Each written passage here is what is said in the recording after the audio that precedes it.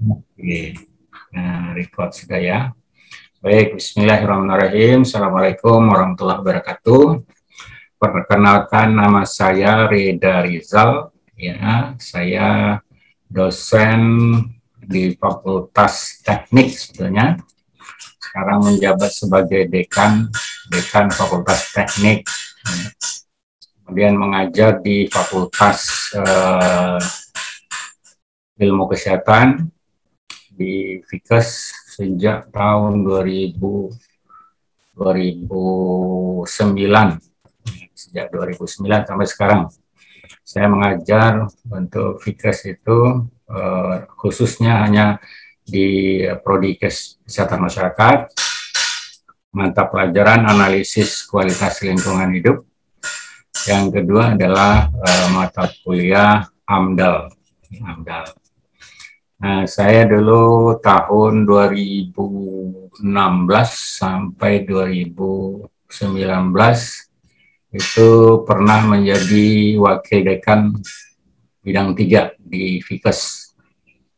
Jadi saya sebelumnya pernah menjabat Wadek 3 di FIKES sebelum digantikan oleh Ibu siapa ya?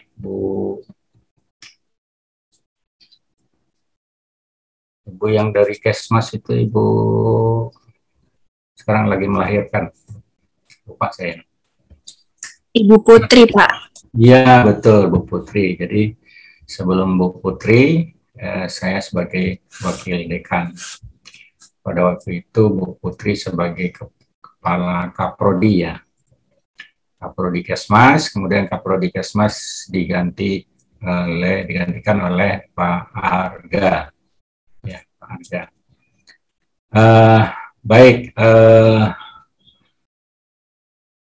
pertama, jadi nanti di dalam kalau seandainya bisa diakses nanti lead nanti pada bagian akhir, nanti tolong dijawab pertanyaan yang ada pada chatting, pertanyaan seputar tentang video.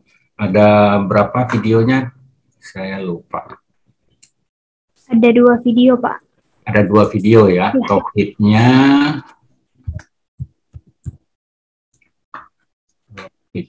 apa ya?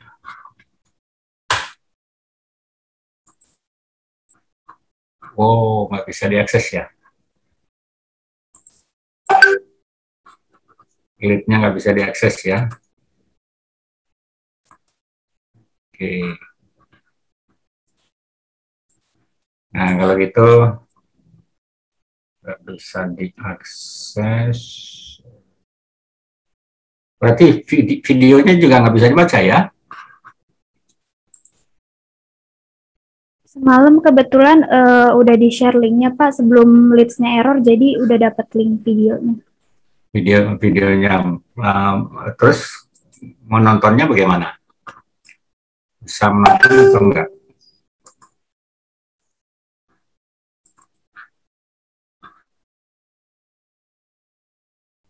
Oke, ya. Kita ngobrol saja. Pertama, jadi topiknya adalah potret ya, potret atau memperlihatkan gambaran kualitas lingkungan hidup kita.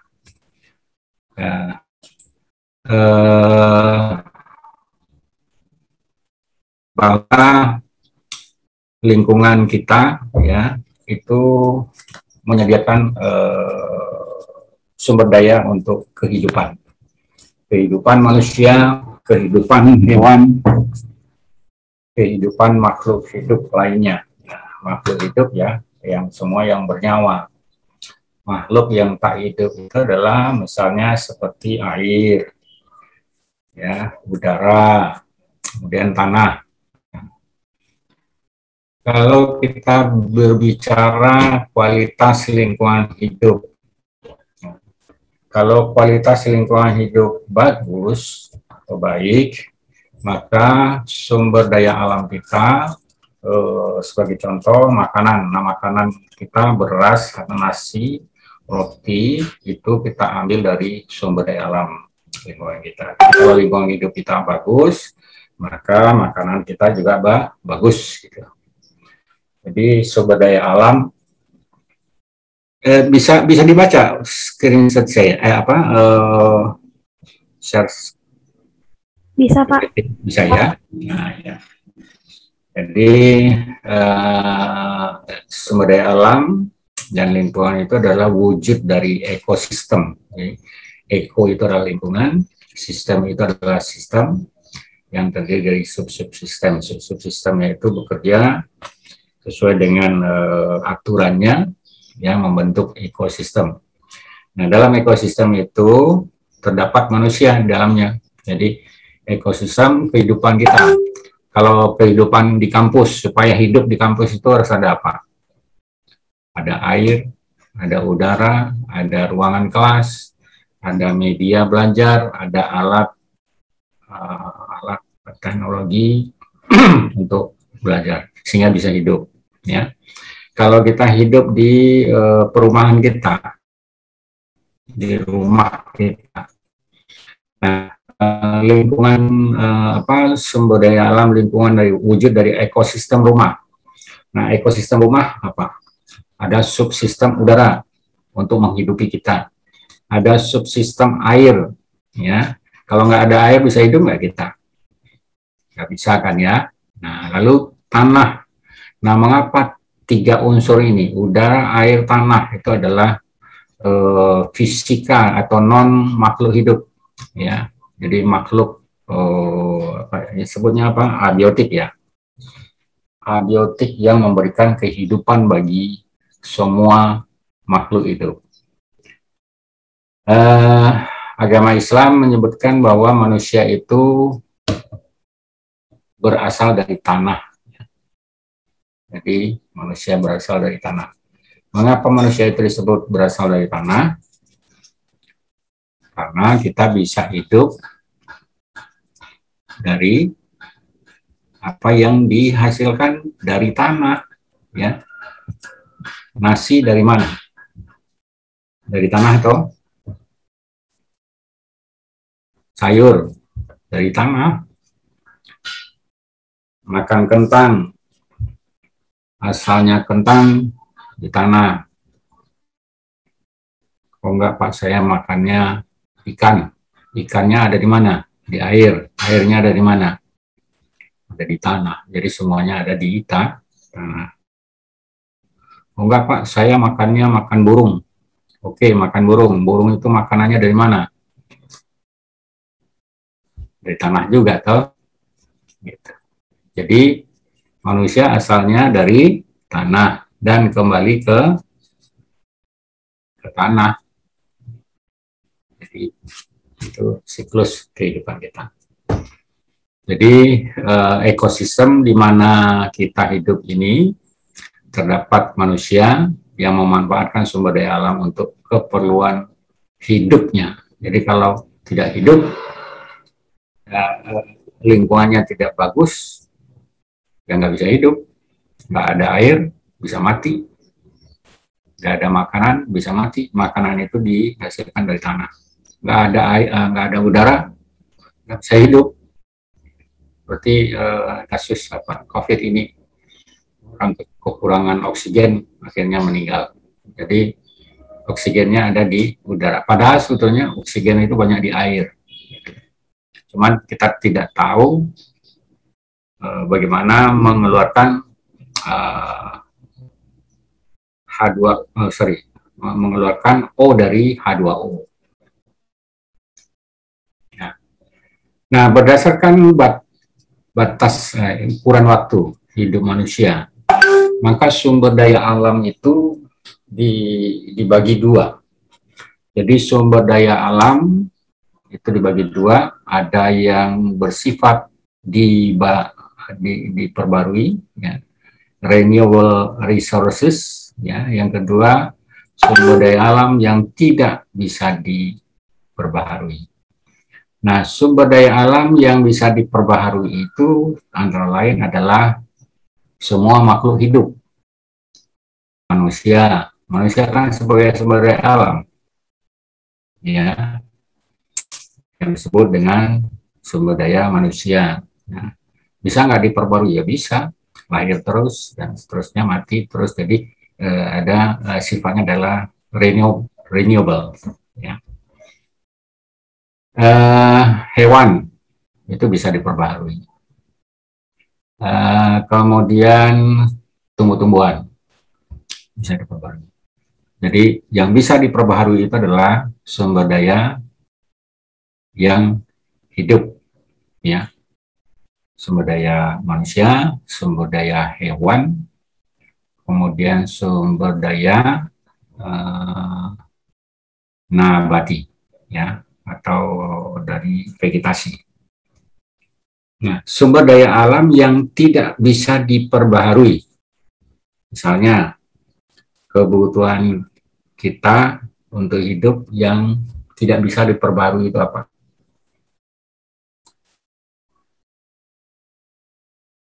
Yang tidak bisa diperbarui itu adalah air. Tapi air itu bisa bersirkulasi. Jadi jumlah air tidak pernah bertambah dan tidak pernah berkurang. Tapi kalau makhluk hidup bisa bertambah, bisa berkurang. Tapi non-renewable resource, contohnya adalah air, tanah, udara, dan zat kimia yang ada di dalam. Itu tidak pernah bisa bertambah, tidak bisa diperbaharui. Hanya bisa kualitasnya diperbaiki. Namun, ketersediaan sumber daya alam tadi yang tidak bisa diperbaharui itu, lama-kelamaan kualitasnya menurun. Contohnya air. Air dari dulu sampai sekarang, ya, dari mau katakanlah dari sejak zamannya Nabi, jumlah airnya tidak akan pernah berkurang dan tidak pernah bertambah. Jadi tetap. Namun kualitasnya menurun. Nah, pertanyaannya mengapa kualitas air menurun? Karena banyak dicemari. Nah, tugas mata pelajaran ini menganalisis kualitas lingkungan, kenapa lingkungan kita buruk, dan kita cari solusinya bagaimana memperbaiki kualitas lingkungan hidup. Kualitas lingkungan hidup itu tadi adalah kualitas air, kualitas udara, kualitas tanah, kualitas makhluk hidup yang dibutuhkan sebagai sumber daya sumber daya untuk kita bisa hidup, dan seterusnya. Nah, kemudian sumber daya alam yang tak terbarukan itu kita coba untuk tidak kita cemari, ya, bisa dipertahankan, ya, kondisi kualitasnya. Nah,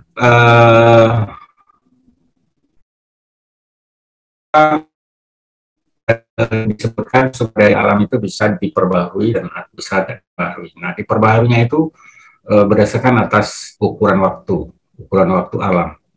Jadi sumbernya, seluruh sumber daya alam yang terdapat di alam ini dapat menjadi pulih ke keadaan semula sesuai kurun waktu yang diperlukan oleh masing-masing kelompok atau jenis sumber daya alam itu sendiri untuk melakukan pemulihan. Nah, sebagai contoh, sumber daya alam yang bisa diperbaharui. Kalau kita menggunakan plastik itu bisa tumbuh kembali beberapa tahun, berapa lama?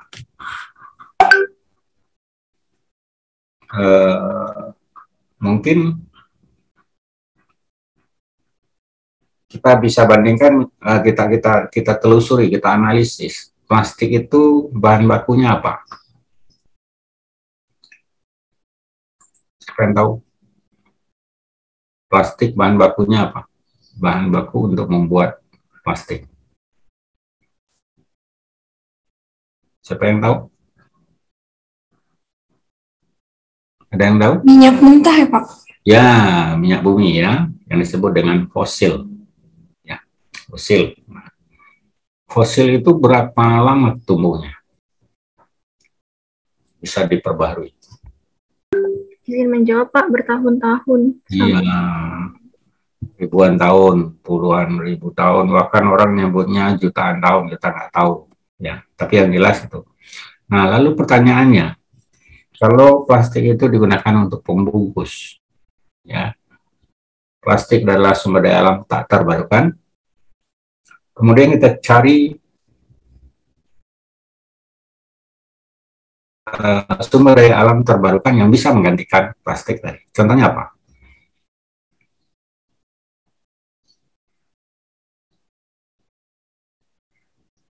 Nah, plastik diganti dengan yang non plastik. Contohnya apa? Izin jawab Pak. Silakan, Putri. Contohnya misalkan kan kalau misalkan yang di supermarket gitu ya Pak, kan pakai plastik tuh. Nah, sekarang bisa diganti dengan seperti kain gitu Pak. Ya, kain. Nah, pertanyaannya kalau Putri pernah nggak perhatikan kain yang diberikan?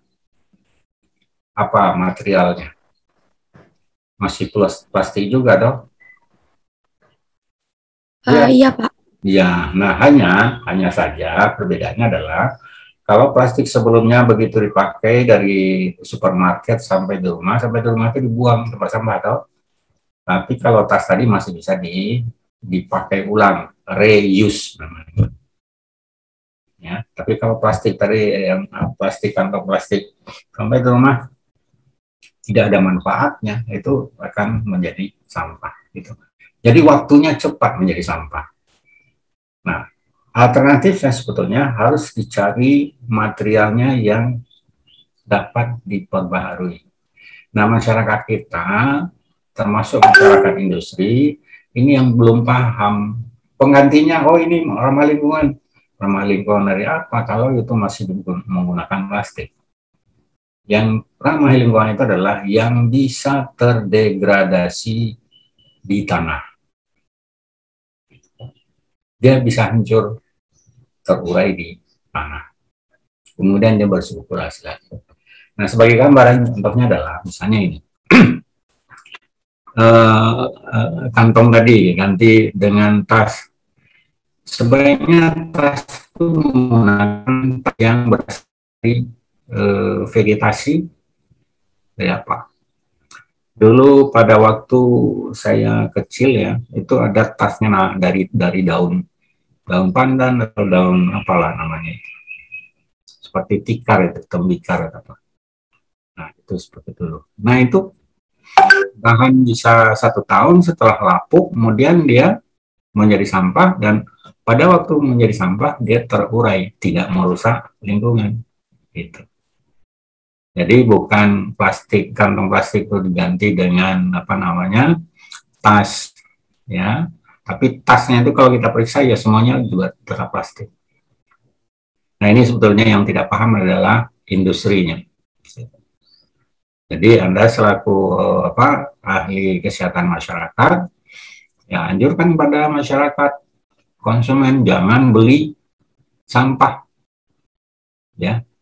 Kalau Putri beli sabun, katakanlah sabun colek. Nah, sabun colek itu udah ada bungkusnya belum? Atau tidak? Sudah kan?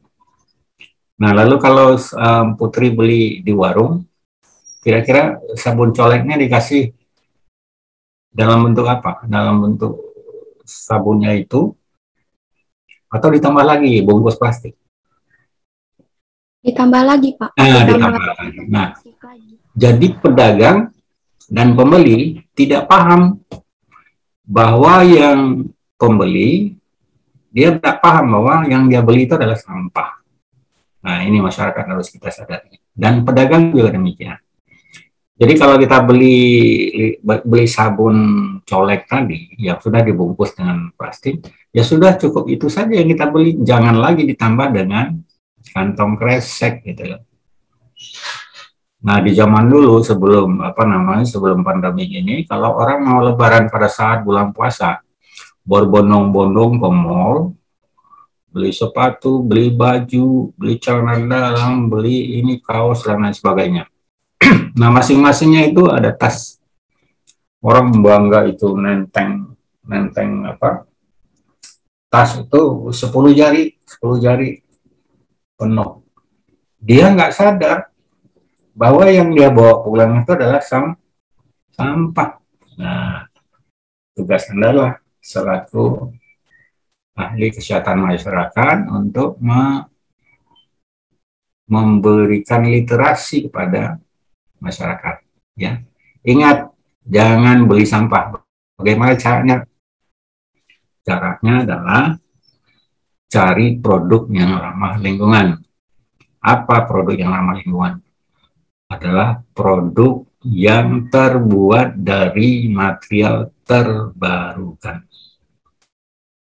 Nah, sabun. Yang ramah lingkungan itu sabun apa sebetulnya?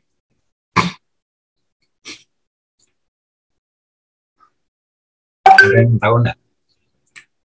Nah, kalau saya dulu waktu kecil, jadi sabun itu yang paling bagus adalah sabun cap tangan itu, Sunlight. Sabun batangan. Pernah lihat? Warnanya hijau. Sabun Sunlight. Nah, sabun batangan. Itu untuk nyuci. Itu adalah sabun yang normal, alamiah. Tapi yang namanya sekarang sabun deterjen, ada sabun cair, itu sudah banyak kimia-kimia yang tidak bisa terurai. Anda bisa bayangkan, itu yang namanya busa sabun, itu kan ngambang di bongkar. Itu identik dengan plastik, itu tidak mudah terurai. Justru yang mudah bersarang adalah nyamuk, jentik-jentik. Nah, saya singgung sebentar. Nyamuk itu diciptakan oleh Tuhan untuk apa? Siapa yang tahu?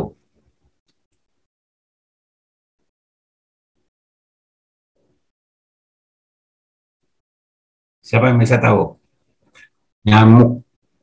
Nyamuk itu kan dibenci kita ya, dibenci oleh orang. Kita membenci nyamuk. Tapi itu adalah ciptaan Allah, ciptaan Tuhan. Apa tugasnya? Siapa yang bisa jawab?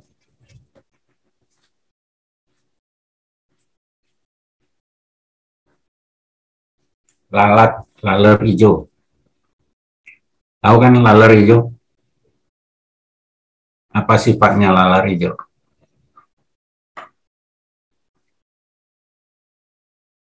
Mika, apa? Laler hijau tugasnya di dunia apa? Sebagai apa?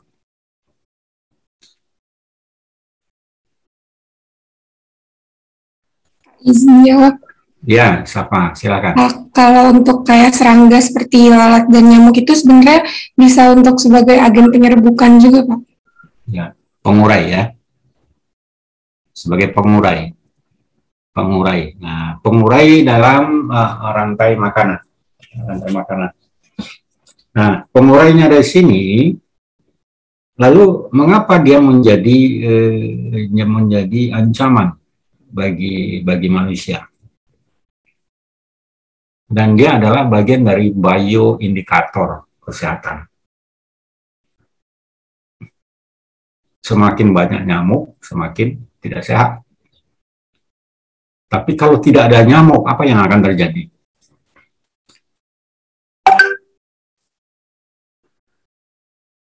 Nah, kalau nggak ada nyamuk ya berarti nggak ada yang diurai. Jadi semua makhluk hidup yang ada di lingkungan kehidupan kita itu pasti ada manfaatnya. Nah, nanti kita akan belajar itu apa. Ada yang namanya utility. Fungsi utility. Utility itu adalah sesuatu yang bermanfaat. Nah, kita harus paham itu. Mengapa ada lalat hijau? Mengapa ada laron? Mengapa ada nyamuk? Terus lagi, mengapa ada tikus?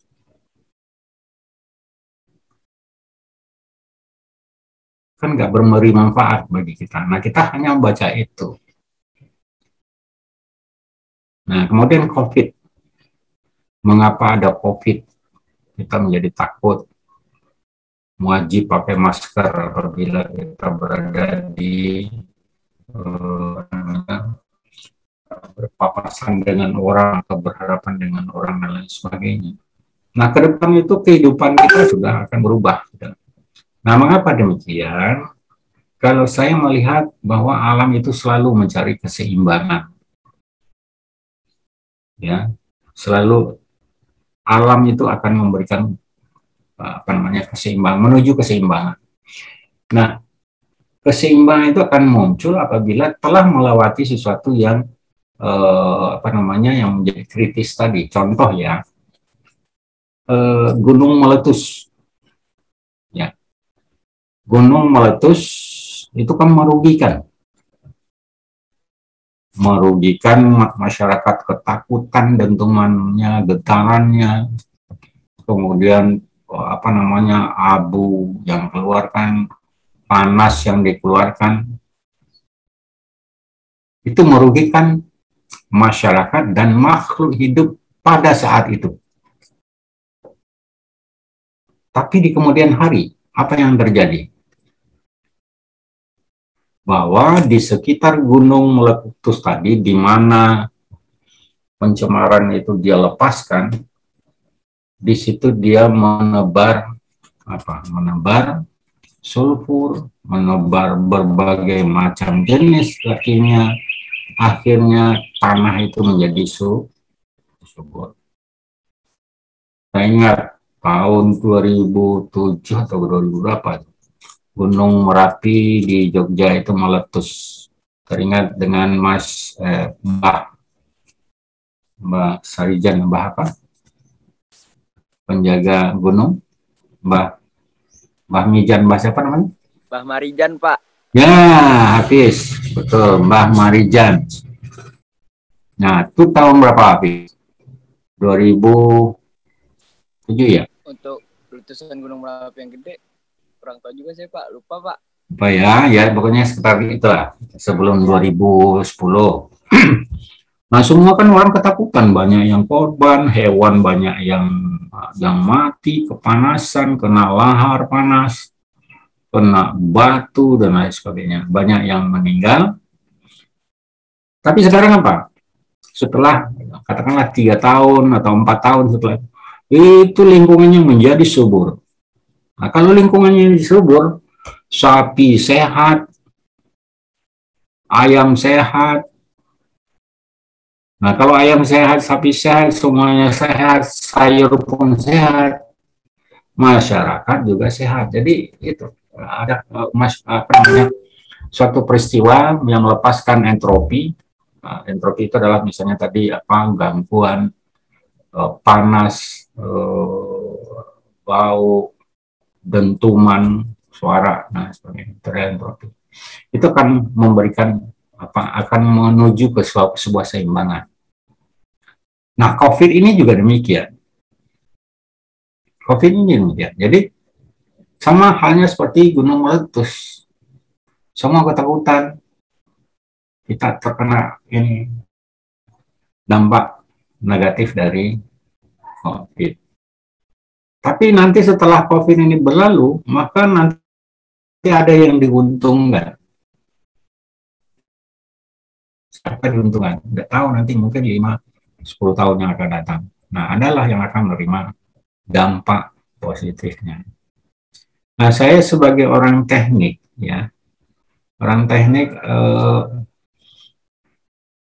tahun 92 saya itu membaca artikel yang ditulis oleh Alvin Toffler. Tahun 92. Beliau mengatakan bahwa di abad milenium itu nanti tidak dibutuhkan lagi properti. Properti itu bangunan ya. Properti itu cukup sebesar kotak korek api. Dan itu menjadi kenyataan. Sekarang menjadi kenyataan. Kotak korek api besarnya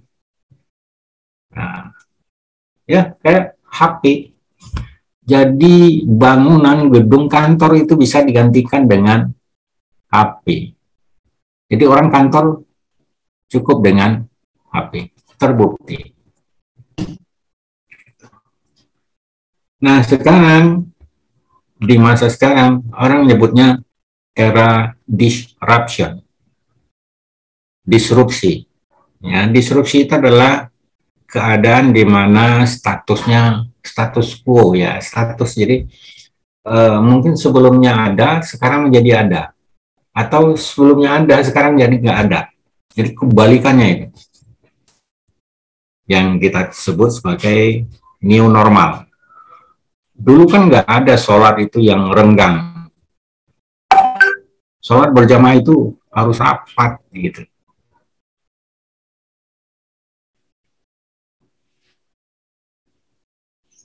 Jadi dulunya nggak pernah ada, sekarang jadi ada. Kemudian dulu orang bersalam-salaman, ya, salam cium tangan, bahkan cium pipi kiri kanan, cipika cipiki, ya. Itu dulu, sekarang ada gitu.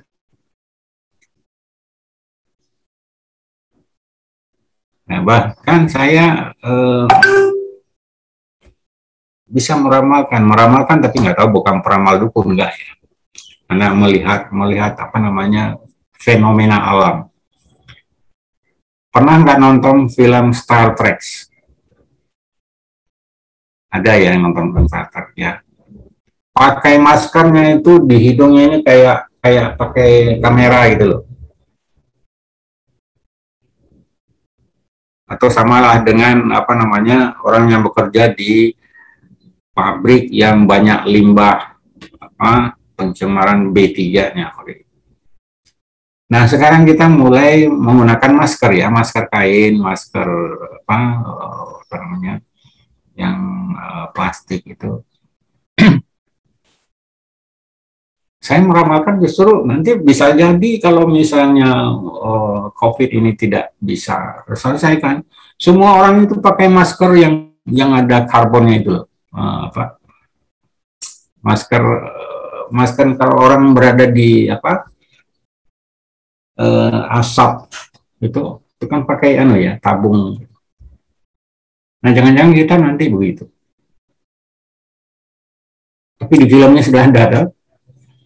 Nah, kita lihat di film di Star Trek itu, mobil jalannya di udara kayak pesawat terbang. Orang rumahnya rumah orang itu adanya di awang-awang. Awang-awang tuh ya, awang-awang tuh ya di maya, dunia maya, atau di antara tanah dengan langit lah. Jadi seperti apa namanya, terbang layang gitu. Dan sekarang sudah ada ciri-cirinya.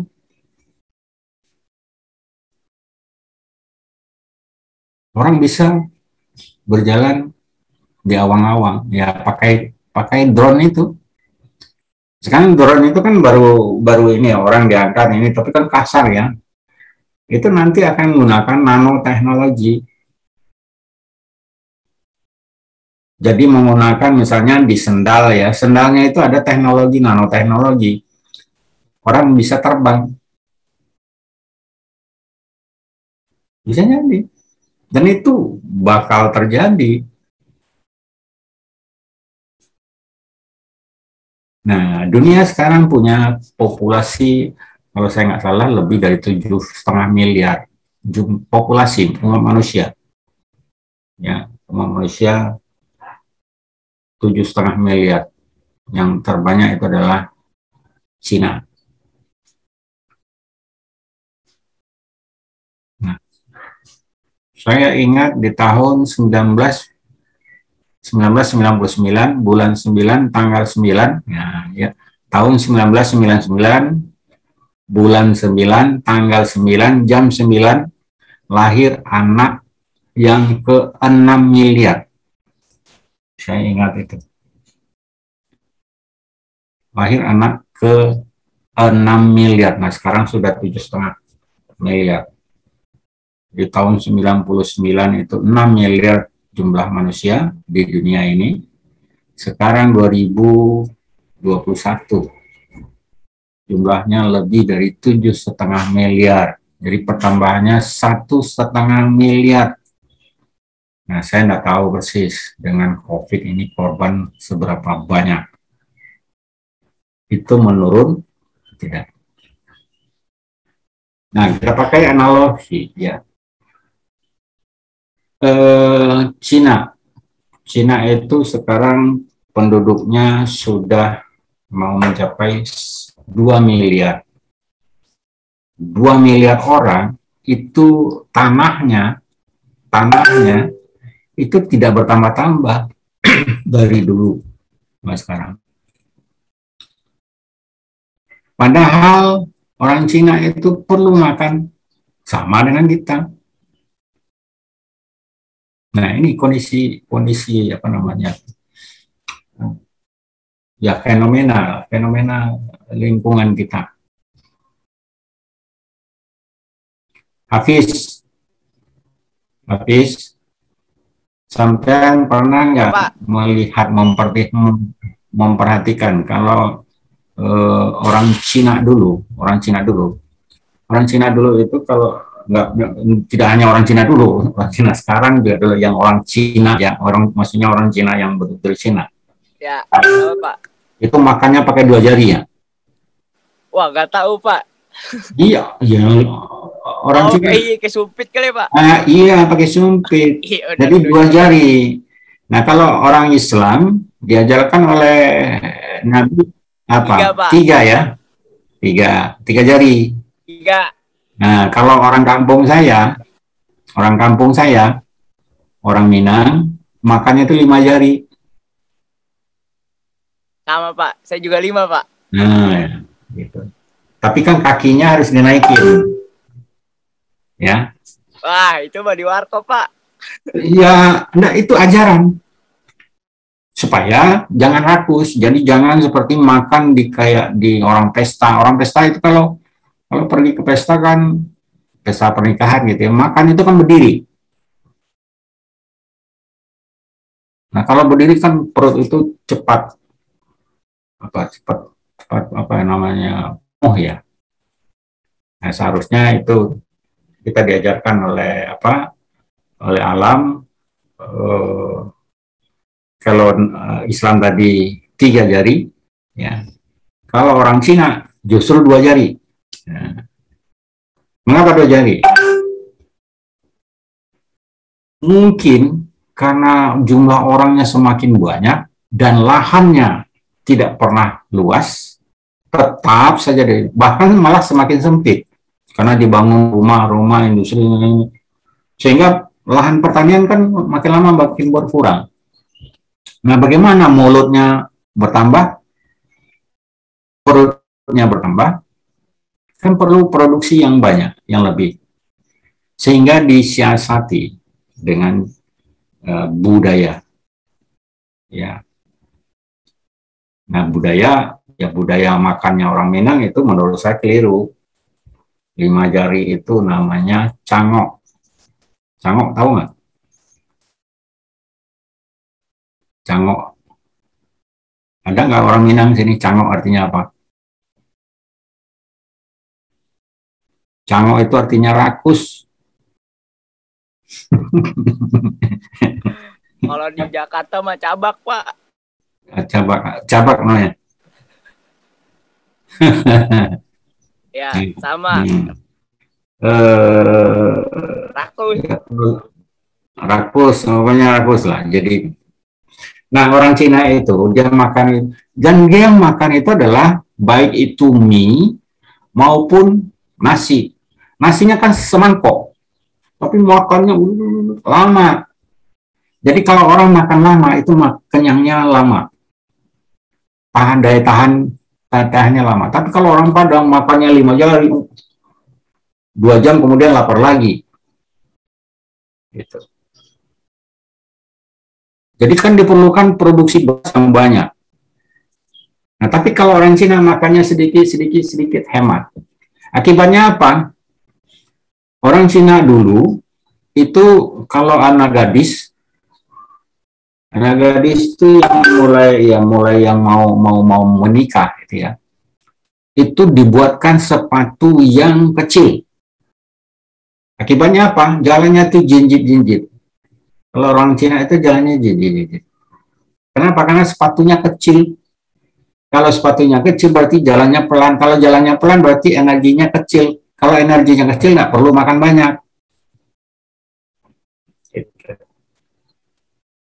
Nah, itu yang disebut dengan ecological wisdom. Ekologi ya. Ecological wisdom. Jadi kearifan lokal. Jadi antara orang yang hidup di pergunungan dengan orang yang hidup di pantai itu berbeda, alamnya berbeda. Sumber daya alamnya berbeda. Kalau orang di pantai itu yang dimakan adalah ikan. Ikannya lebih tidak berkualitas dibanding orang yang di gunung mendapatkan ikan di gunung. Ada nggak di gunung?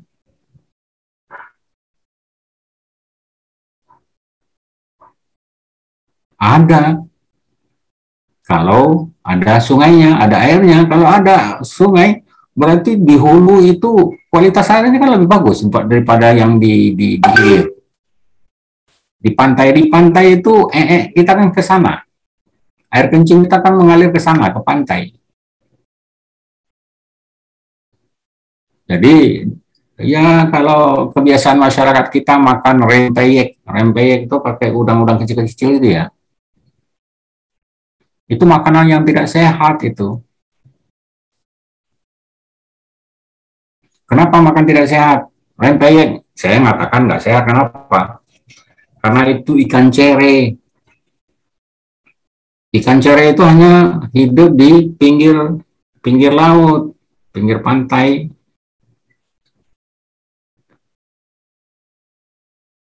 Nah, pinggir pantai itu tempat limbah kita, air kencing kita kan ngalir situ. Ya, Fit. Prasetyo, kamu kencing, air kencingnya kemana? Ke laut, tuh nggak ada yang ke gunung.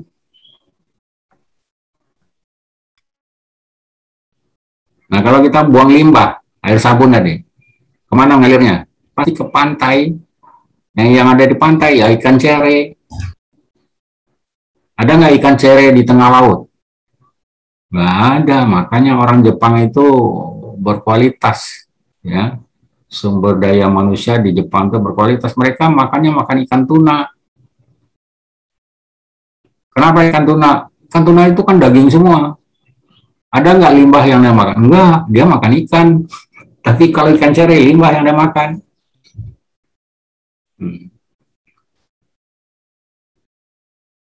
Pernah nggak membersihkan ikan cere itu? Ikan yang kecil. Itu di kepalanya kan ada insang. Ya, yang insang. Nah, di situ tempat berkumpulnya logam-logam berat. Nah, kalau rempeyek kan kepalanya nggak dipotong. Langsung aja dimasukin. Nah, justru di kepalanya itu terdapat pencemar yang dia makan, yang termakan oleh dia. Logam berat, kadmium, timbal, zinc, dan lain sebagainya. Kemudian kita makan, ya sama saja. Kita makan yang tidak berkualitas, maka makanlah ikan tuna. Karena ikan tuna itu tidak akan makan limbah, karena dia berada di tengah laut. Nah, tengah laut itu kualitas airnya bagus. Kecuali ada yang buang oli di sana. Tapi kan nggak ada orang yang sengaja buang oli di tengah laut. Ya. Nah, jadi ini apa ya? Kalau potret lingkungan kehidupan kita ya itu. Gitu. Itu hal-hal yang kecil yang banyak diketahui oleh ya masyarakat kebanyakan, termasuk Anda sendiri sebagai mahasiswa. Nah, sekarang saya buka mata Anda. Misalnya, potret lingkungan hidup kita itu seperti kebakaran hutan. Kenapa kok hutan itu harus dijaga? Karena hutan itu adalah tempat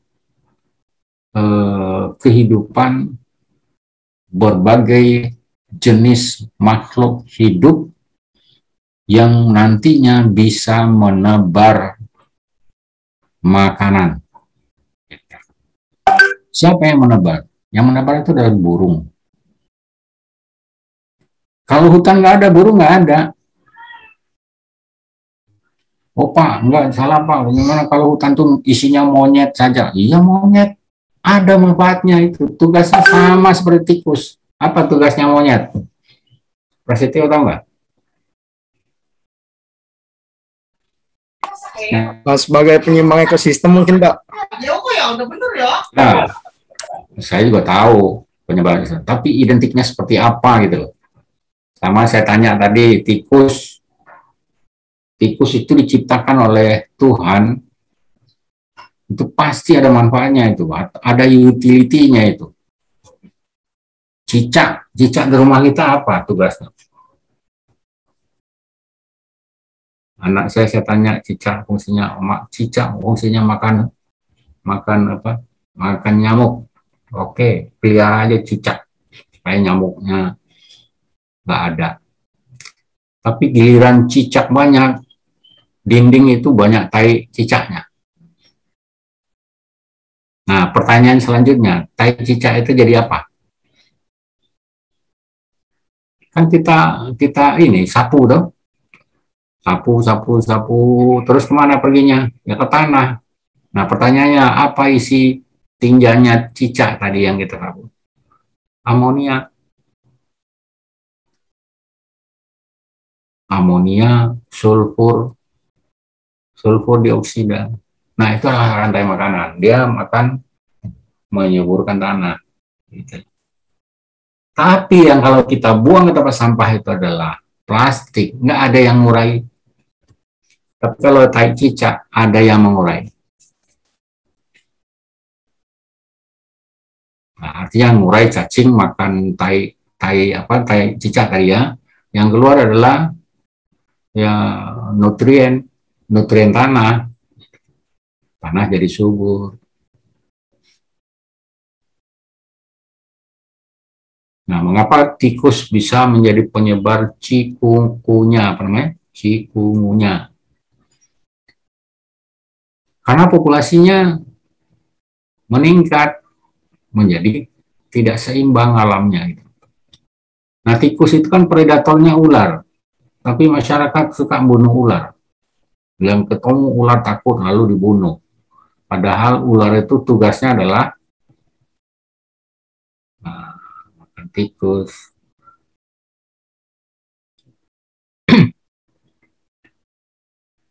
Terus dulu nenek moyang kita pelihara kucing untuk memakan tikus.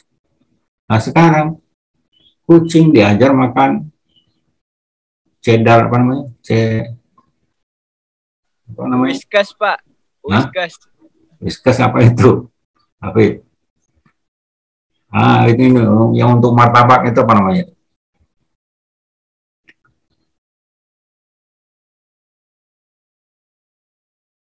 Yang dari susu itu. Kucing dikasih makan susu, kasih makan martabak. Padahal begitu ada tikus, malah dia yang kabur. Jadi ya budaya kita yang keliru. Kucing itu kan binatang buas. Binatang buas kok dikasih makan apa namanya? Keju ya. Nah, keju itu kan dari susu. Susu itu adalah untuk kita. Kecuali kalau kita kelebihan susu. Bikin apa namanya tadi? Martabak baru kasihkan ke kucing. Yang kucing nggak mau gitu ngeliat tikus, takut dia. Bangsa apa ini? Jangan-jangan ini musuh gua gitu. Dulu petani yang punya apa namanya? Lumbung padi ya dia pelihara kucing. Begitu begitu tikus menggerogoti padi, dia langsung beraksi gitu. Nggak pernah ada orang dulu ngajarin kucing dikasih martabak gitu. Sekarang lah pakai dokter khusus, pakai perawat khusus lagi kucing. Ya itu boleh-boleh saja, haknya orang ya mencintai makhluk itu.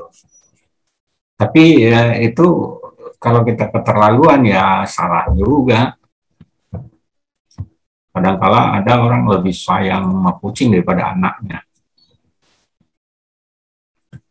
Nah, itu fenomena atau potret lingkungan hidup kita. Nah, kita lihat misalnya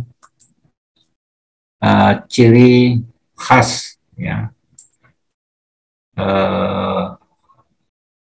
Indonesia itu dulunya adalah ya hutan itu, hutan di Kalimantan, hutan di Sumatera, di Sulawesi, di Irian, di Jawa itu malah nggak ada hutan. Sumatera sudah habis, Kalimantan apalagi habis. Nah sesungguhnya apa sih makna hutan? Nah ada hutan yang namanya hutan apa namanya rainforest atau kan tropical rainforest.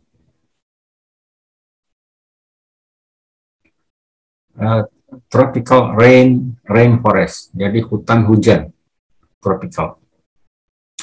Mengapa disebut hutan itu ada hujannya? Ada yang bisa menjelaskan enggak? Kalau kita berada di dalam hutan, utamanya adalah hutan lindung ya, kita berada dalam hutan lindung, itu suasananya selalu setiap saat hujan dan disebut sebagai hutan hujan tropikal. Nah ini nalarnya seperti apa? Siapa yang bisa menjelaskan? Dan itu adalah merupakan ciri ekosistem yang sangat baik bagi orang yang berada di luar ekosistem hutan itu. Jadi hutan itu harus dipelihara. Coba di rumah kita ya, rumah kita ada pohon yang sudah udah lama, kemudian tebang, langsung panas rumah kita. Kenapa? Karena pohon tadi daunnya pada saat panas dia menyerap panas. Jadi daun itu dia menyerap panas, menyerap energi. Terjadilah proses fotosintesis. Jadi panas matahari tadi, radiasi panas matahari tadi oleh daun berklorofil, kemudian dirubahnya menjadi produk makanan. Nah, produk makanan itulah yang kita makan. Jadi energi suara. Ini energi suara yang saya keluarkan ini adalah energi suara. Energi ini asalnya dari matahari.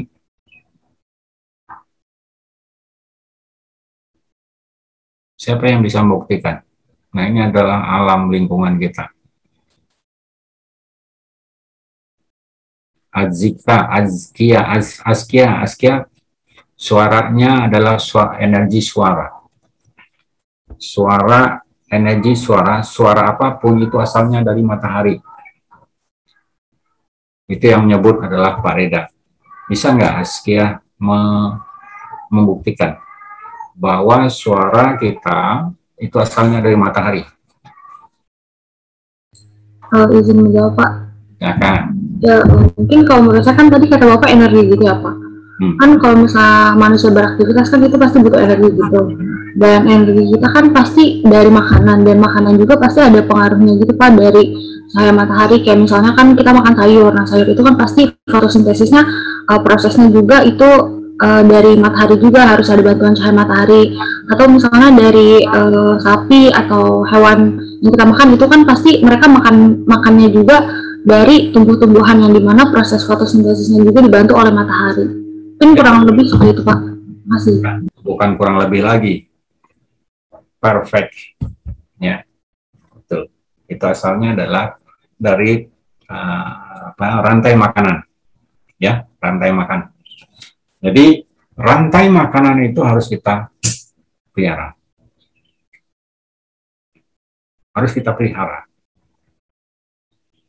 Jadi suara kita bagus, kan kalau orang bisu nggak ada suara ya, tapi hidup nggak ada suara. Jadi kalau kita punya suara, kenapa ada orang bisu? Berarti dia ada keturunan yang bermasalah. Mengapa ada anak lahir dalam, sekarang istilahnya apa, stunting ya? Kenapa salah? Itu penyebabnya adalah dari turunan dan lingkungan. Utamanya adalah lingkungan. Apa yang dimakan itu adalah input dari sebuah proses produksi. Jadi inputnya bagus, pasti outputnya bagus. Tapi kalau input bagus, ternyata outputnya jelek, pasti ada entropi. Nah, entropi ini yang harus kita benahi. Sekarang global warming. Nah, global warming itu disebabkan karena ada energi matahari tadi tidak ada yang menyerap. Itu utamanya dulu, tidak ada yang nyerap. Yang nyerap itu adanya daun, pohon, hutan. Hutannya nggak ada, ya udah kembali lagi dan jadi panas, berefek. Gitu. Di samping itu kita mengeluarkan hasil pembakaran itu berupa asap. Asap itu yang dikeluarkan adalah CO2, ada NO2, ada SO2, ada hidrokarbon, dan itu menjadi semacam sesuatu bidang yang akan memantulkan panas tadi. Jadi panas tadi terkurung, makanya disebutlah greenhouse effect, efek rumah kaca. Jadi sebuah rumah kaca masuk panas, panasnya itu terkurung.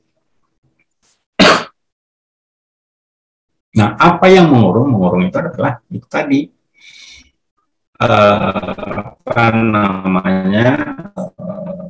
polutan yang ada di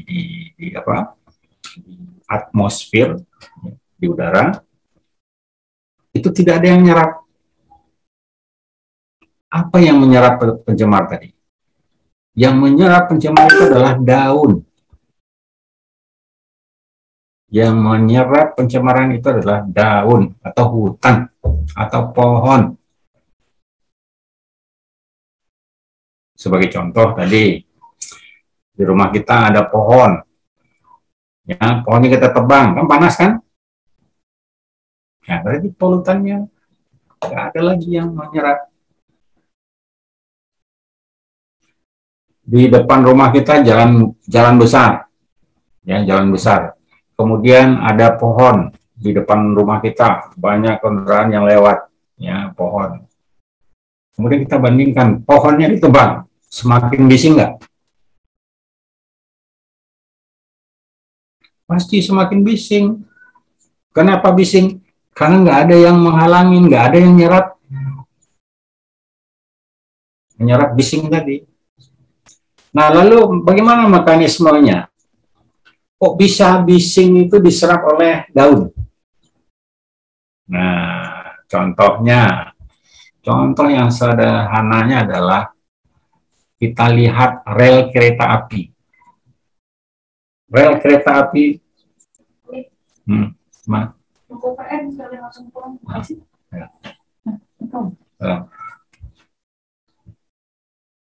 ada nggak rel kereta api tanpa kerikil? Nah, kerikil itu ibarat daunnya di sana.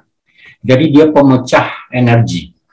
Ada bising, itu kan energi, nempel di daun satu, kemudian dipantulkan ke daun kedua, energinya berkurang, dipantulkan lagi ke daun yang lain, energi yang berkurang, pantulkan lagi ke daun lain. Jadi semakin banyak daun, maka dia akan semakin besar menyerap polutan.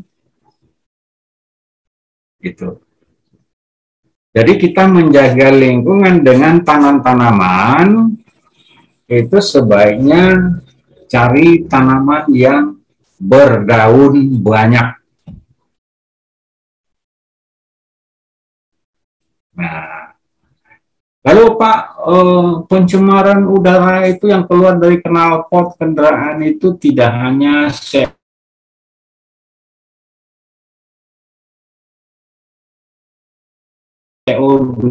kalau CO bisa dimanfaatkan. Ini ada nitrogen dioksida. Oke, siapa yang bisa menjelaskan bahwa daun tadi bisa menyerap NO2? Tadi kalau suara kan jelas ya, bising, dia bisa serap. Bagaimana serapnya? Adalah bising tadi diterima oleh daun ke-1, dari daun ke-1 dipantulkan ke daun kedua, energinya berkurang, dipantulkan ke daun ketiga, energinya berkurang lagi, terus hilang. Nah, itu identik dengan rel kereta api tadi. Kalau rel kereta apinya tidak ada kerikil, maka itu bawah rel itu bisa pecah itu, karena nggak ada yang mau mecah energi. Jadi dipecah energinya menggunakan kerikil tadi. Atau istilah kerennya adalah peredam suara, peredam energi, atau penyerap energi.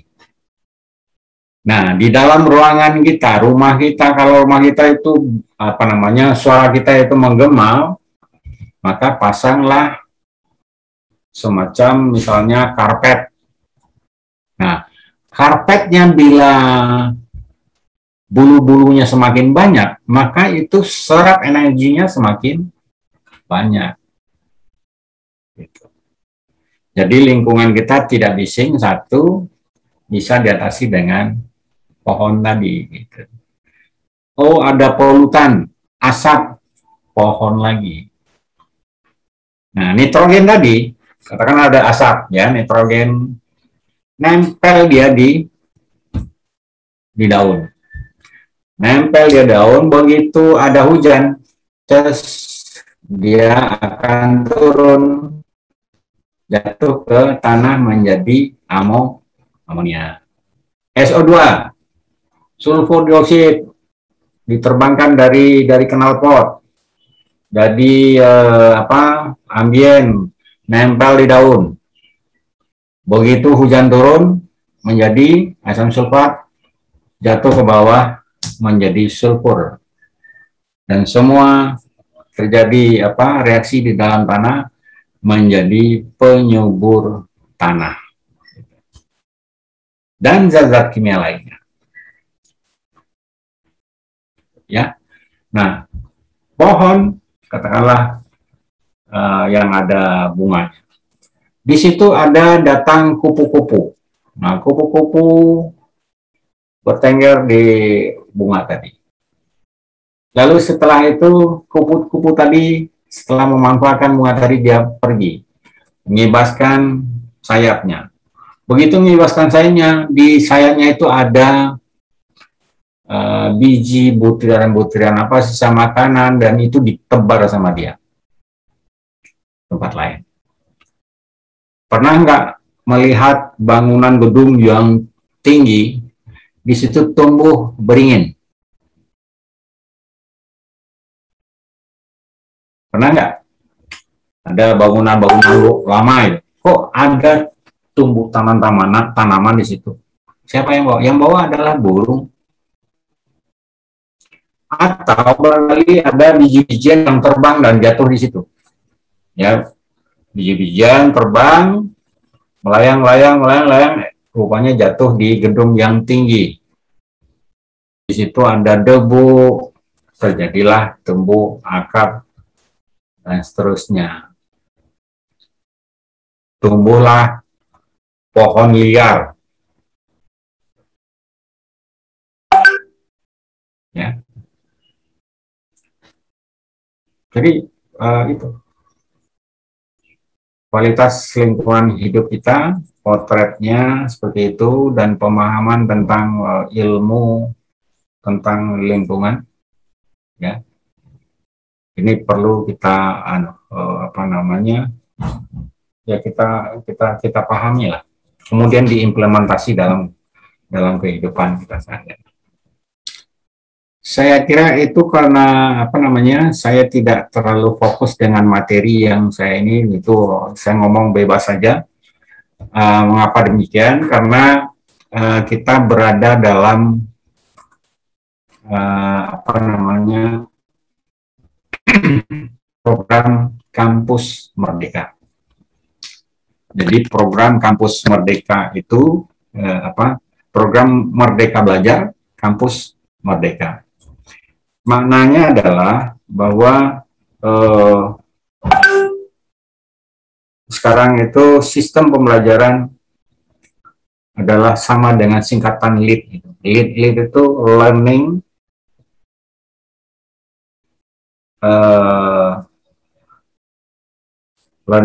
LEAD itu singkatannya apa ya? Learning, any device, any system apa. Pokoknya kuliah kapan saja, di mana saja, menggunakan media apa saja, kemana saja sumbernya, itu merdeka. Jadi dosen tugasnya tidak lagi mengajar. Dosen itu hanya sebagai fasilitator. Dosen itu tidak boleh lagi harus begini, enggak. Mahasiswa merdeka dalam belajar. Ya, hanya dibatasi dengan konteks mata pelajaran, yaitu analisis kualitas lingkungan hidup. Berbicara dengan atas nama kualitas, kualitas itu adalah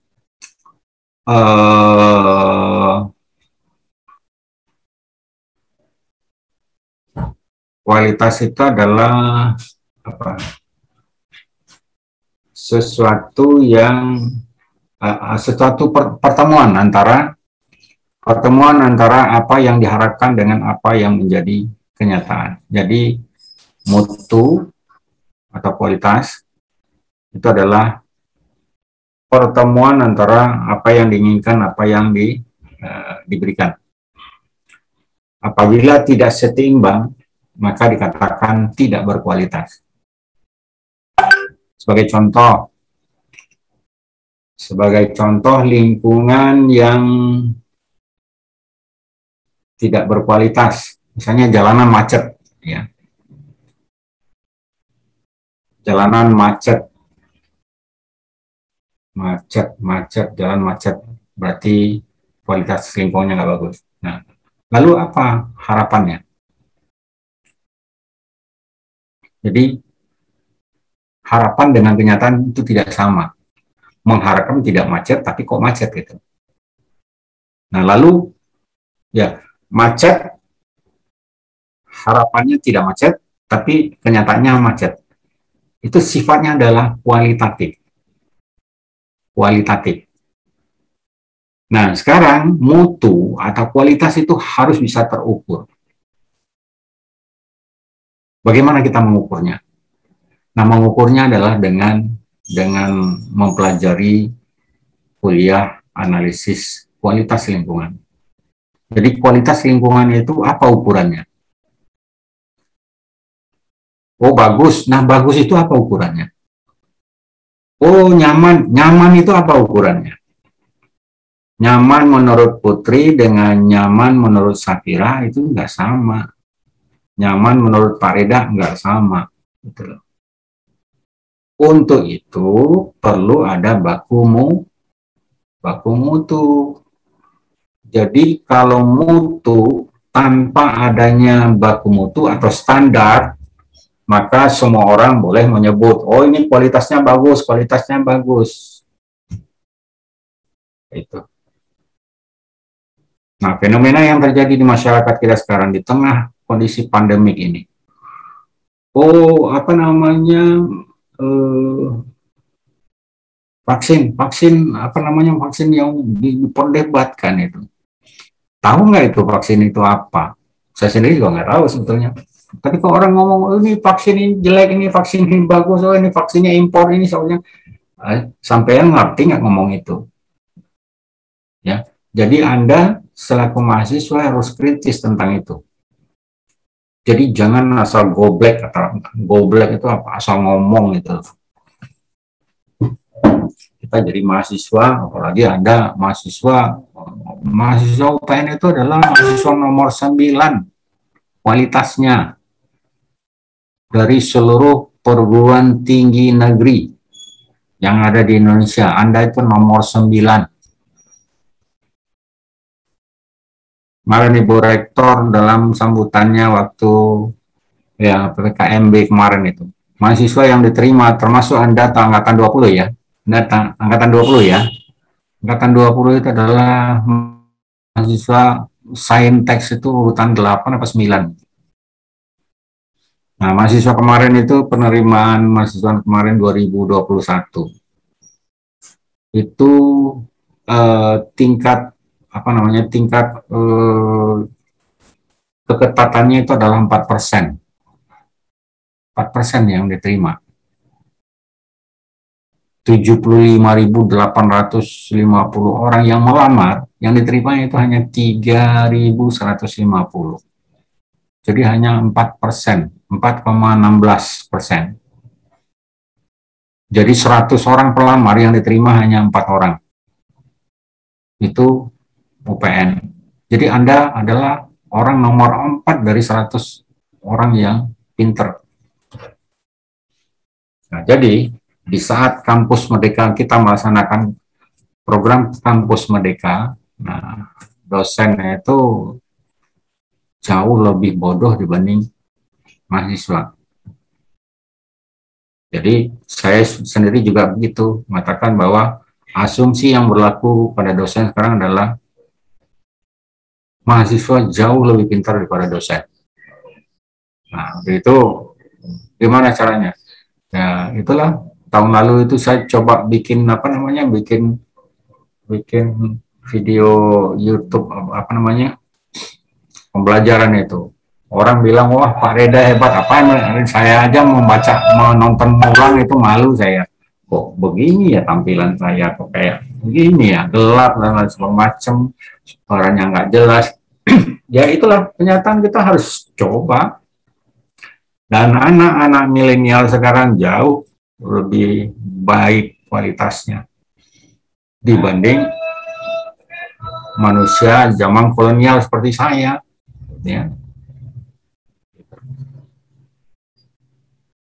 Nah, untuk itu bagaimana kita memelihara kondisi kualitas lingkungan hidup kita. Yang jelas Indonesia itu tipologinya, tipe Indonesia itu adalah keanekaragaman. Keanekaragaman hayati, keanekaragaman kehidupan, keanekaragaman agama, keanekaragaman budaya dan sebagainya. Itu adalah menjadi kekayaan. Dan di dalam ilmu lingkungan justru segala sesuatu yang semakin beraneka ragam, maka kualitasnya akan semakin baik. Bahkan perguruan tinggi itu dinilai dari mana asal mahasiswa. Apakah dari seluruh provinsi sudah termasuk, kemudian sudah terwakili semua wilayah kabupaten dan kota sudah ada yang merepresentasikan ada di kampus UPN. Kalau sudah berarti top number 1. Ya. Itu adalah program Merdeka Belajar Kampus Merdeka. Merdeka belajar dalam arti mahasiswa bebas untuk memilih cara belajar apa yang diinginkan, sehingga Anda itu diberi kesempatan untuk melakukan studi di luar kampus selama 2 semester. 1 semester di luar program studi. Ya. Anda misalnya kuliah K3 mau ambil di Fakultas Teknik, ya boleh. Tinggal melapor pada aprodinya. Oh, saya mau belajar komputer. belajar di komputer. Nah, itu adalah PLPS namanya. Pembelajaran luar program studi. Itu boleh dilakukan selama 1 semester. Jadi Anda boleh memilih mata pelajaran di Fakultas Ekonomi, ya boleh. Ekonomi kesehatan. Boleh belajar di ilmu komputer, boleh. Kalau Anda misalnya tertarik digitalisasi, analisis kesehatan dan sebagainya, teknologi kesehatan masyarakat. Kemudian Anda misalnya ke kuliah ambil di Fakultas Teknik, ada di Teknik Elektro, Teknik Mesin, ya boleh-boleh saja. Nah, itu adalah PLPS. Kemudian ada program yang pertukaran mahasiswa di luar kampus. Contohnya kemarin itu kalau dari Vikas itu namanya, ada bimbingan saya dulu tuh, Mutia. Ya, Mutia. Dia kebetulan dapat sekolah di Malaysia ya. Kemudian anak teknik ada namanya Made Janwardi, itu dia di Kanada malah. Kanada. Dan dari Fakultas Hukum ada yang di Pennsylvania, ya, di Amerika, dan lain sebagainya. Nah, ini adalah bukti dari kemerdekaan. Dan ingat, Anda selama menjadi mahasiswa, faktor ekonomi tidak boleh menghalangi keberlanjutan Anda menuntut ilmu. Ya, ini pesan dari pemerintah. Tidak boleh ada mahasiswa yang putus sekolah oleh sebab alasan ekonomi. Ya. Tidak boleh. Kalau misalnya tidak mampu, lapor ke Wadek 2. Nah, bagaimana kalau nggak bisa membayar uang kuliah sampai lulus? Ya nggak apa-apa. Pokoknya ngelapor. Terus gimana kelanjutannya? Ya, ijazahnya saja ditahan. Boleh nggak saya minta fotokopinya? Boleh. Fotokopi ijazah. Jadi pemerintah tidak boleh ada perguruan tinggi, ya khususnya perguruan tinggi negeri ya, tidak boleh drop out mahasiswa. Boleh karena alasan nggak mampu bayar. Karena itu kewajiban negara. Nah, Anda berada sekarang dalam Merdeka Belajar, kampus Merdeka. Nah, manfaatkan ini sebaik-baiknya, ya. Anda adalah orang yang pintar, orang yang terpilih, 4 orang terpilih dari 100 yang melamar ke UPN. Oke, waktunya tinggal 5 menit. Mungkin ada mau ditanya, silakan. Izin bertanya, Pak. Ya, silakan. Iya, Pak, sebelumnya izin memperkenalkan diri, nama saya Astia Pesona, Pak. Apakah suara saya terdengar, Pak? Suara terdengar, bagus. Ya, Pak, tadi kan Bapak sempat menyinggung apa terkait keseimbangan alam, di mana keseimbangan alam ini akan tercapai setelah kita melewati masa-masa yang kritis gitu, Pak, seperti contohnya Gunung Merapi gitu. Ya. Mungkin bagi alam itu seperti untuk mencapai keseimbangan alam itu, tapi bagi manusia mungkin itu kayak lebih jatuhnya kayak seleksi alam gitu kan, Pak. Maksudnya siapa yang kuat akan bertahan, siapa yang enggak itu bakal tersingkirkan, kayak contohnya COVID-19 ini. Nah, apakah emang keseimbangan alam ini selalu selaras dengan seleksi alam, atau emang kedua hal itu adalah hal yang berbeda gitu, Pak? Terima kasih. Ya, keseimbangan itu terjadi dari seleksi alam yang secara itu sendiri ya. Namun dia tetap akan dipengaruhi oleh faktor manusia. Jadi kalau manusia yang bisa mengintervensi lingkungan. Bukan binatang-binatang nggak pernah mengintervensi lingkungan. Binatang tidak pernah merusak lingkungan. Yang merusak lingkungan itu adalah manusia. Ingat ya, manusia diutus oleh Allah ke muka bumi, dia bertugas sebagai Khalifatullah. Jadi di dalam buku saya, dalam buku analisis kualitas lingkungan, itu bisa Anda download ya di repository UPN, gratis. Di situ saya mengatakan bahwa dalam lingkungan kita Tuhan menciptakan manusia, mengutus manusia ke bumi itu sebagai khalifatullah. Saya tanya pada mahasiswa, apa itu khalifatullah? Khalifah itu pemimpin, Pak. Menurut saya bukan pemimpin. Ya. Khalifah itu adalah orang yang memelihara alam. Orang yang tidak merusak alam. Itu khalifah. Yang disebut dengan khalifatullah. Jadi khalifah adalah orang yang tidak merusak lingkungan. Jadi jangan samakan dengan Khalifah Umar bin Khattab. Khalifah Umar bin Khattab memang pemimpin dan dia memang tidak merusak alam. Justru dia merawat, memelihara alam, termasuk menyantuni orang miskin dan sebagainya. Dia bertanggung jawab terhadap orang. Dia perangin orang yang merusak alam. Nah itulah Khalifah Umar bin Khattab disebutnya. Jadi manusia diutus oleh Allah pada waktu Adam Siti Hawa ya, waktu itu diutus ke ini adalah untuk merawat alam, bukan perusak alam. Jadi lingkungan alam kita itu tidak pernah dirusak oleh binatang. Hewan tidak pernah merusak alam. Nah, seperti contoh gunung meletus. Gunung meletus itu kan peristiwa energi. Kenapa ada keluar energi? Karena di dalam perut bumi itu ada energi. Dari mana energinya? Iya, dari panas matahari. Matahari itu kan adalah sumber dari segala sumber energi. Dipancarkan ke bumi. Bumi yang menyerap itu adalah melalui daun. Daun itu merubahnya menjadi makanan, menjadi kayu, menjadi makanan dan sebagainya. Materi. Nah, lalu bagaimana radiasi atau sinar matahari yang tidak ada yang merubahnya? Berarti masuk ke dalam inti bumi. Itu setiap hari 12 jam masuk ke dalam perut bumi. 24 jam lah. 24 jam kalau kita lihat. Karena bumi itu berputar. Kalau di Indonesia 12 jam. Nah, sinar matahari tadi panasnya itu masuk ke inti bumi. Nah, kalau masuk inti bumi kan dia kan meledak.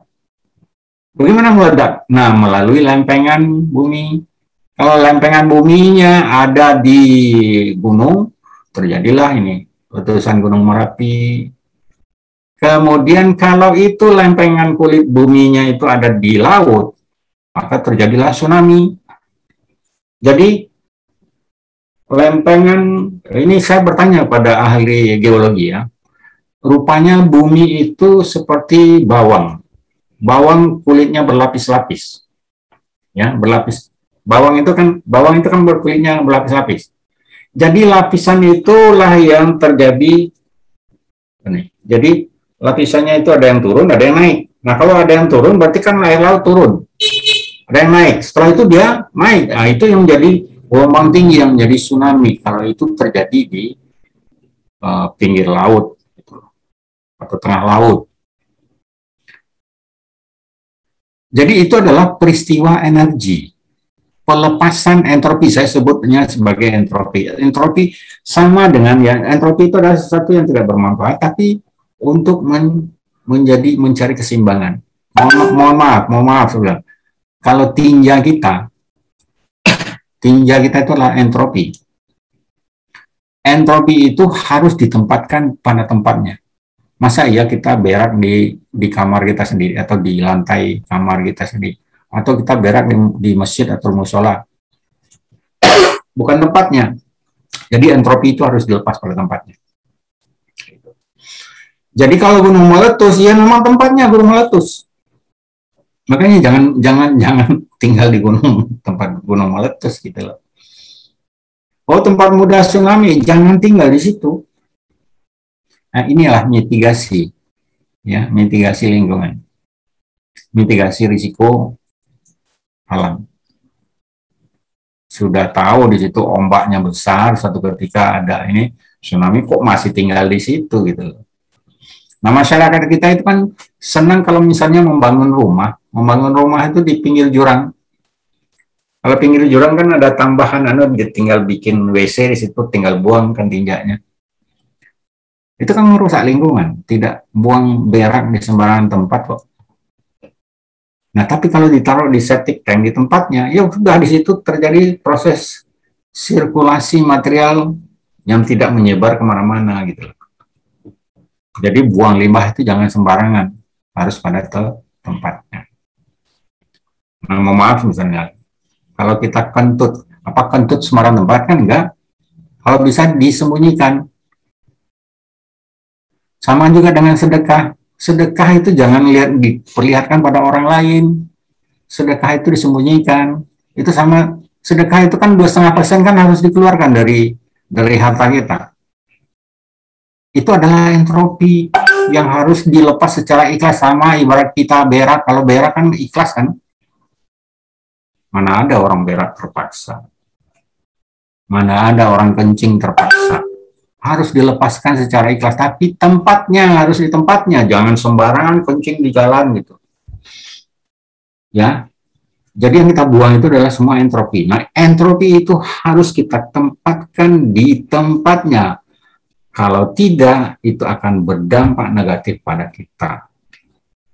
Yang istilahnya alam menjadi murka. Nah, jadi pertanyaannya Zikia tadi, bagaimana seperti kondisi sekarang ini? Kalau sudah landai ini COVID, lalu apa? Nah, pemerintah kan sudah menyatakan bahwa kita harus tetap memakai masker yang 5M itu, menjaga jarak dan lain sebagainya. Kita laksanakan itu, jangan kita protes. Pemerintah itu kan banyak profesor di situ. Jadi kita itu masyarakat jangan sok tahu gitu loh. Ya. Jangan protes di jalan. Ya kalau misalnya kita punya pengetahuan yang smart, ya salurkan menjalani tempatnya. Jadi jangan protes. Protes sih boleh saja protes, tapi protes pada tempatnya. Oh tempatnya misalnya DPR nggak mau dengar kemana? Ya kita cari secara politis, kita kan punya smart, milenial smart. Ya. Waktunya sudah lewat ini. Kita akhiri. Bapak, mohon maaf izin bertanya. Ini Boleh. kan lipsnya masih belum bisa. Nah, kita bingung Pak, absennya gimana? Apakah manual aja atau gimana ya Pak? Ya boleh. Jadi sementara biarkan dulu. Nanti kalau seandainya sampai minggu depan nggak ada perubahan, nanti saya juga akan laporkan ke bagian Mendik ya. Mendik juga tahu. Kan bukan urusan Anda itu, ya. Yang jelas kan semuanya sudah ada ini. Tadi buktinya berupa foto tadi tetap disimpan ya, Julia. Baik Pak. Kemudian kan ada recording. Ya. Recording itu nanti dilaporkan ke Mendik. Jadi semua yang hadir di sini tulisannya 41, berarti 40 mahasiswa. Ya sesuai dengan absen yang ada pada e-learning itu. Ya Ya, saya masih itu di dosen itu namanya ya absensi pada 40 orang. Ya. Oke, baik. Terima kasih Pak. Ya, kita akhiri pertemuan kita ya. Terima kasih atas semua perhatiannya. Billahi taufiq wal hidayah. Assalamualaikum warahmatullahi wabarakatuh. Waalaikumsalam warahmatullahi wabarakatuh. Waalaikumsalam warahmatullahi Terima kasih Pak. Terima kasih Pak. Terima kasih banyak Pak. Terima kasih Bapak. Terima kasih Bapak. Makasih Pak. Pamit. Assalamualaikum. Waalaikumsalam.